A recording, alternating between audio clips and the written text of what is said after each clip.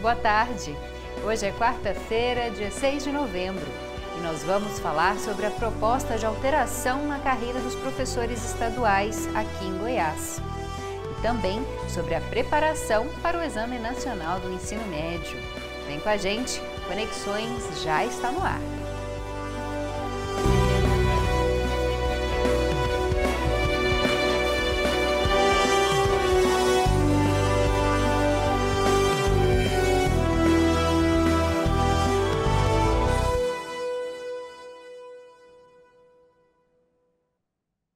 Boa tarde para você que nos acompanha ao vivo pela TV UFG ou pelo nosso canal no YouTube em qualquer dia e horário.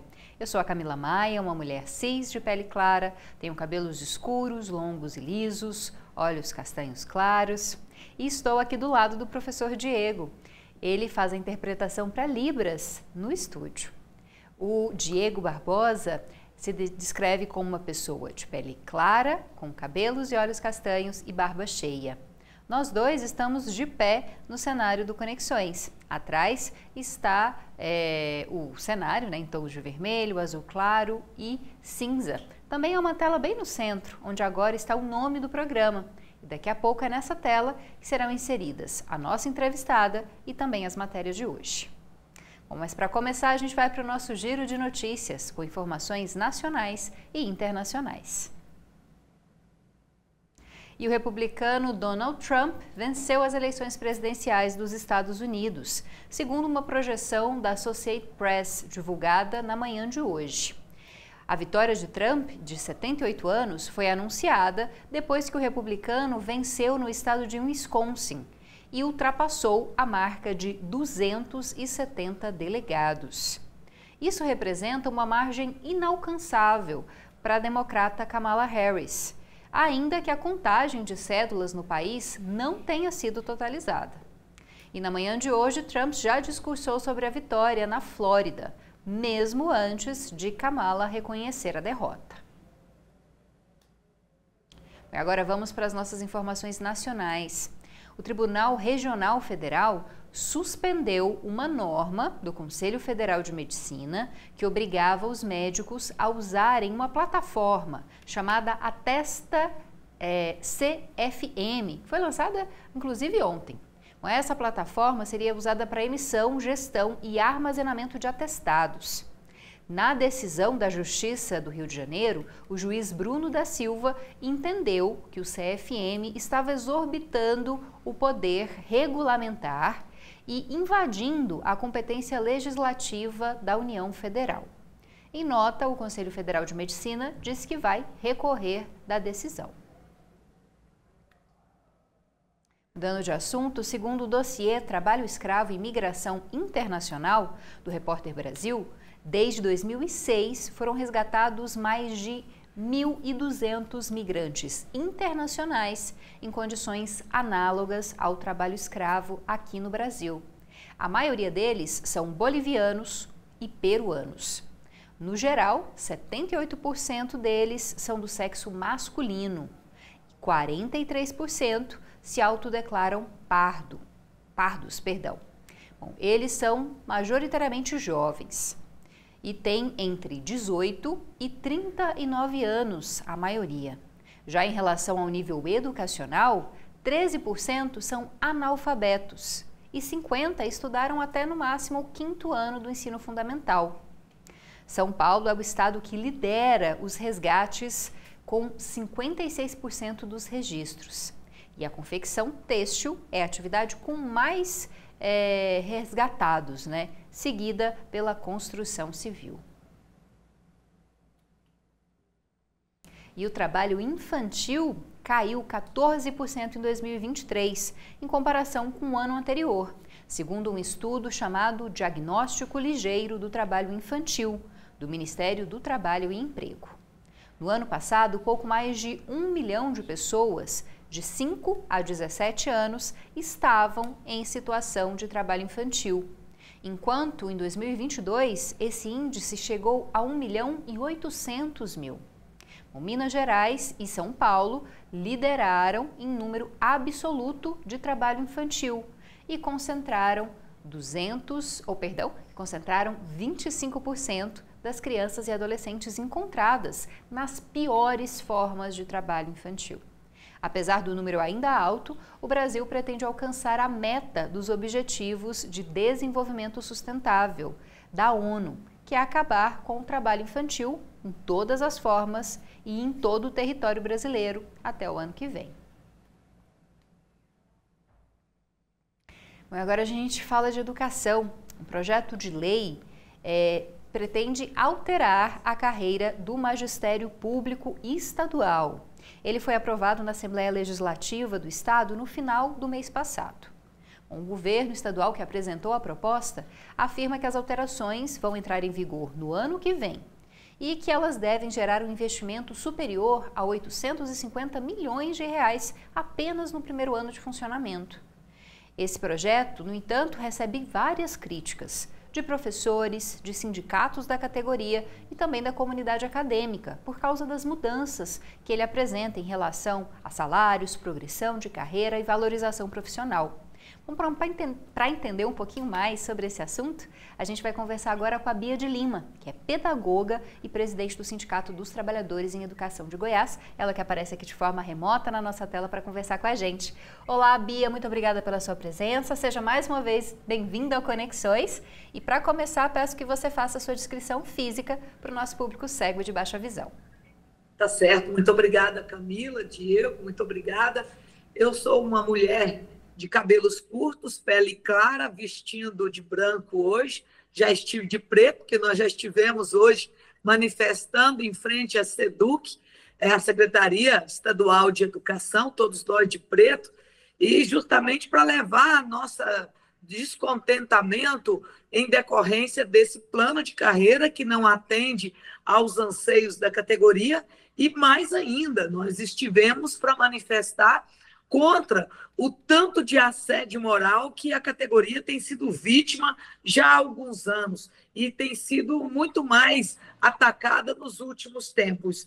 Pessoas têm sido demitidas só por perguntar alguma coisa, as ameaças, contratos temporários que estão sendo findados agora no mês de novembro, sem finalização do ano letivo, deixando os estudantes sem professores, merendeiras estão sendo encerrados os seus contratos, deixando os estudantes sem ter a merenda oferecida nas escolas. Então, nós estamos enfrentando, nesse final de ano, uma série de tormentas e que, por esse motivo mesmo, o Sintego manifestou hoje na porta da SEDUC. Estivemos ontem com o Ministério Público Estadual pedindo que o Ministério Público se posicione contra esses assédios, contra esta matéria do governo estadual que a Assembleia aprovou. Eu, como deputada estadual que represento a educação na Assembleia Legislativa, tivemos muitos enfrentamentos, a categoria esteve em peso acompanhando a votação. Infelizmente, os deputados são maiorias da base do governo e, atendendo o pedido do governo, votou uma matéria que era para ser motivo de alegria. Infelizmente, tem sido o nosso transtorno, nossas preocupações, porque além de não corrigir as defasagens salariais, corrigir a questão da formação na carreira, motivo que as universidades, todo o segmento que compõe o Fórum Estadual de Educação, tem estado conosco, repudiando o governo por essas medidas, porque ele, na verdade, um projeto de lei que deveria trazer investimentos, como você disse bem, na ordem de 800 mil reais, não é bem verdade isso. O governo apresenta esses números como se fossem algo de inovação. Não é. Bia, a bem da verdade, isso está contido com um plano de carreira, mas muito além, com o bônus salarial. Bom, Bia, te interrompendo um pouquinho para a gente tentar explicar para o nosso público. O que a categoria por que a categoria tem protestado em relação a esse plano, né? O que ele apresenta que os professores, os trabalhadores em educação aqui no estado estão discordando? Existe uma dificuldade maior para a progressão de carreira? Os aumentos não são aqueles que deveriam ser dados, né, para os professores? Explica um pouquinho para a gente. Sim. A primeira coisa é que, ao invés de ser um plano de carreira que criasse uma perspectiva de crescimento por formação e por tempo de serviço, que é o princípio fundamental e prioritário de um plano de carreira, ele não traz isso, ele traz muito mais um pacote de maldades, onde o professor é impedido de ter o seu vencimento completo, porque se ele tiver adoecido ou acompanhar um ente da família que adoeceu por mais de 4 dias, ele tem o desconto do mês inteiro da sua gratificação de regência e também do auxílio alimentação, que são hoje mecanismos que o governo foi criando como uma forma de valorizar aqueles que estão na ativa em detrimento daqueles que já estão prestes a aposentar. Então, o governo não corrigiu a carreira como deveria, não melhorou para aqueles que estão há mais tempo, que teria que ser um outro critério, que é por tempo de serviço. Quanto mais dedicação e tempo de serviço na profissão ele pudesse ser valorizado. Isso também não ocorreu nessa proposta, e muito mais trazendo mecanismos de punição e perseguição que deixou toda a categoria extremamente insatisfeita, porque a pessoa trabalha uma vida inteira, se ela vai se aposentar, ela perde mais da metade do seu salário e, principalmente, ela fica quase que impedida pelas condições financeiras de se aposentar. Então, estas situações têm deixado toda a educação de Goiás extremamente aborrecida, contrariada e, mais, sofrendo assédio moral continuamente por parte da chefe da Secretaria de Educação. Bia, você falou sobre conversas com o Ministério Público. Vocês devem entrar com algum tipo de ação, de revisão desse projeto? O que o Ministério Público pode fazer nesse momento, já que a Assembleia ela aprovou, né, esse projeto já está previsto para entrar no ano que vem? Há ainda alguma possibilidade de mudança? Sim, nós estivemos ontem no Ministério Público pedindo o empenho do Ministério Público para o chamamento dos concursados, já que o governo tem feito esse chamamento a conta-gotas. Nós estamos com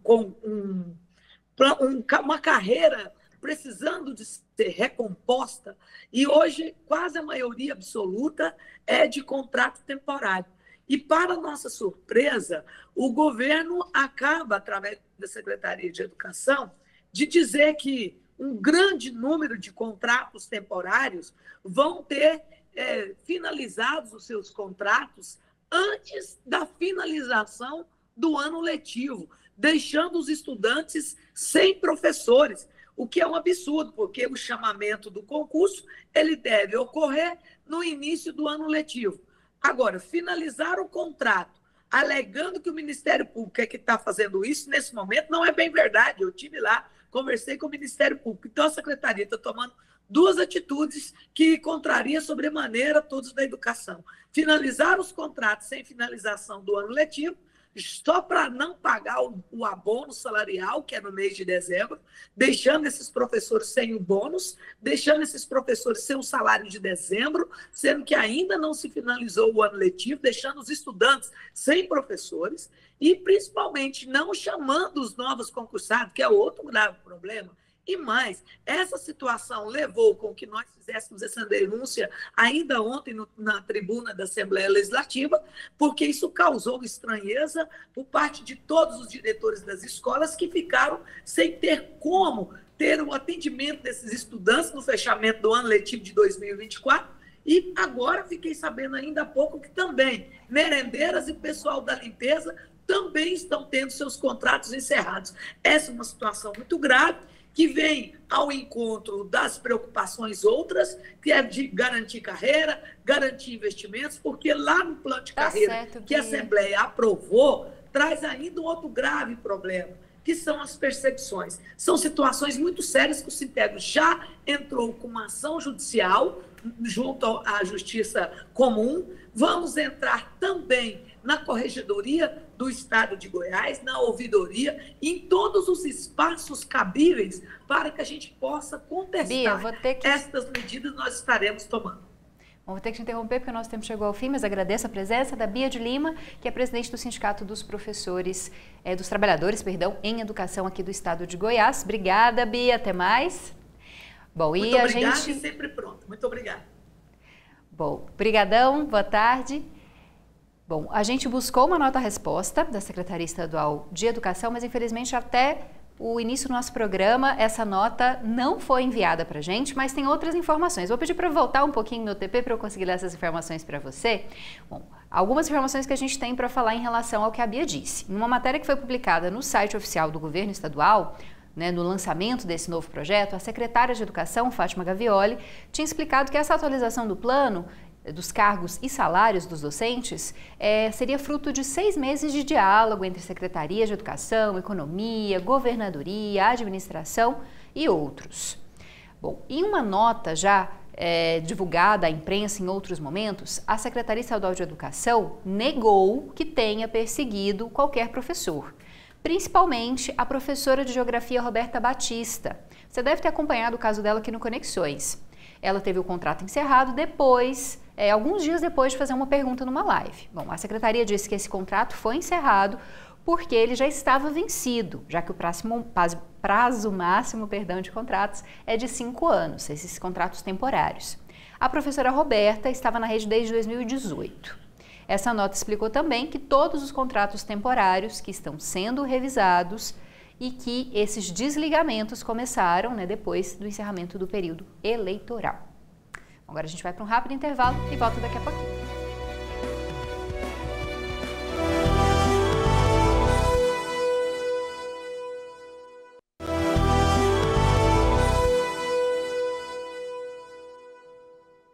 Estamos de volta com Conexões de hoje e uma orientação para você que mora aqui em Goiânia. Mais de 20 bairros podem ficar sem água amanhã. De acordo com a Saneago, o motivo é uma intervenção que está programada para executar uma etapa da interligação de uma adutora de água tratada, ali na região do Jardim Atlântico.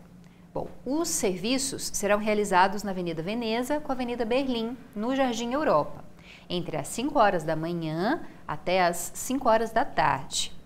E para o esvaziamento da tubulação, os registros serão temporariamente fechados.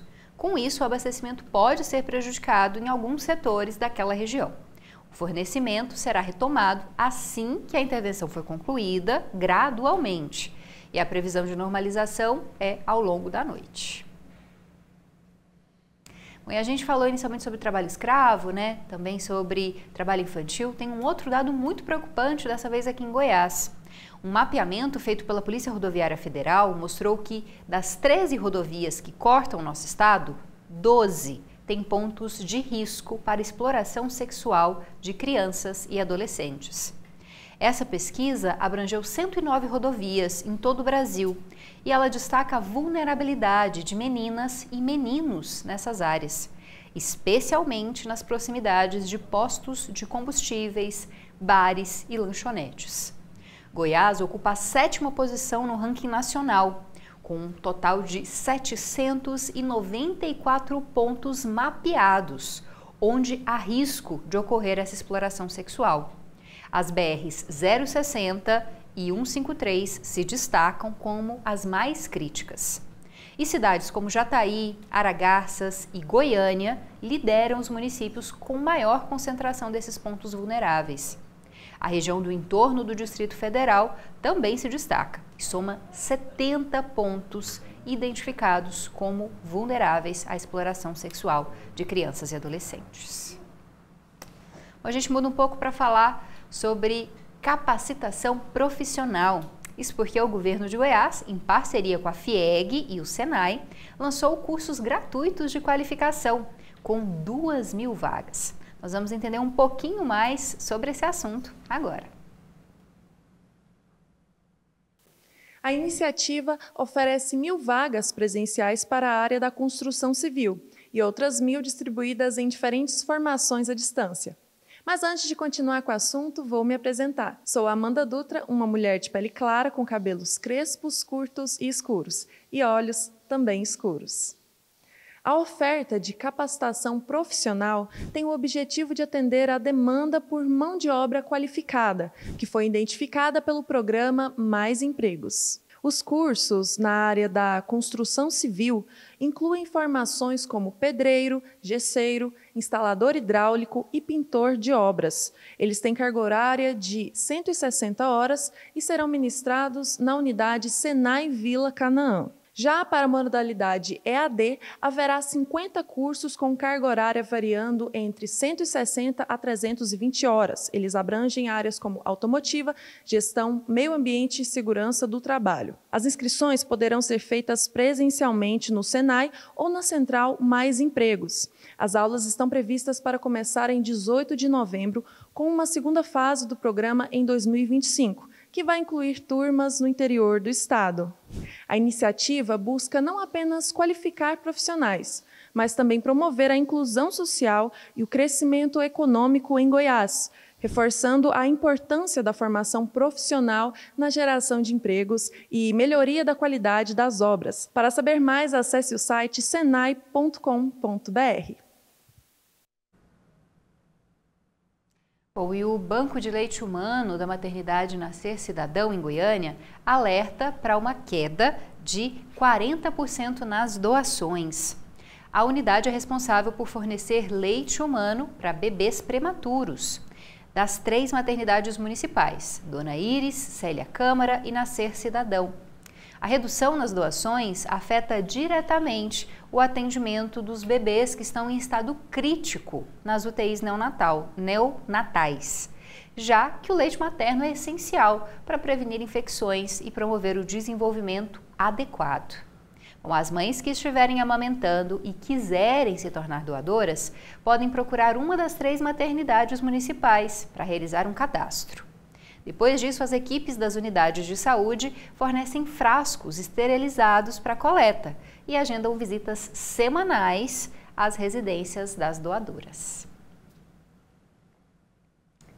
Bom, e para finalizar o nosso programa de hoje, vamos falar sobre educação. Nesse final de semana, será o 2º dia de provas do Exame Nacional do Ensino Médio, o Enem. E os estudantes estão se preparando há meses e até há anos, né?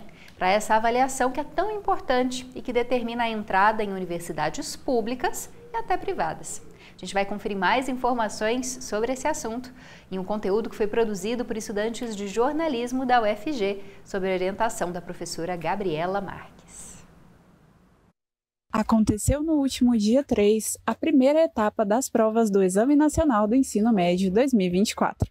A avaliação é realizada em 2 finais de semana seguidos e no próximo domingo traz questões de matemática e ciências da natureza e suas tecnologias. No Centro de Ensino em Período Integral Castelo Branco, em Goiânia, a preparação dos estudantes para essa reta final está a todo vapor. E quando chegam na 3ª série, a gente sabe, muitos não querem já ingressar logo no ensino superior, mas mesmo assim eles acabam fazendo o Enem por medo depois de se arrependerem, né, por não terem feito. E alguns querem entrar logo para o mercado de trabalho, outros querem conciliar o mercado de trabalho com um curso técnico, mas nós percebemos que ainda esse desejo de entrar logo na universidade, ele acaba sobressaindo. Para muitos estudantes, a ansiedade é um dos grandes obstáculos durante a preparação. Dentro da sala de aula, mas também nos corredores da escola, algumas estratégias são adotadas pelos professores para apoiar e acolher os alunos neste momento crucial. Eu tento fazer com que ele entenda 2 coisas principais para mim. Primeira, a prova ela acontece todo ano, então ele não está diante de algo que ele não vai ter outra oportunidade de fazer. Então ele entende que se não der certo, eu tenho a chance de fazer isso de novo até acontecer. E o segundo aspecto que eu tento frisar é que o resultado ele não define o indivíduo. Com uma baixa associada às dificuldades trazidas pelo período pandêmico, a retomada da popularidade do Enem é vista com bons olhos por especialistas da educação. Nos 3 últimos anos, foi observado um aumento na adesão ao exame por parte dos estudantes do ensino básico. Dados do INEP apontam que, dentre as mais de 4,3 milhões de inscrições confirmadas para a prova de 2024, 2,4 são de cursantes do ensino médio. No cenário regional, Goiás se destaca como um dos 14 estados com 100% de adesão de concluintes do ensino médio na rede pública. Dos 150 mil inscritos no estado, 70 mil se enquadram nessa categoria. Para Thaís Saraiva, estudante da terceira série, o Enem é a porta de entrada para um novo desafio na busca por seus sonhos. O Enem ele não é só importante para você passar numa faculdade pública, né? Apesar de que ela, obviamente, ajuda bastante, principalmente quem não tem dinheiro. Mas também abre portas para você entrar numa faculdade que seja privada e você não ter que pagar tão caro por aquilo.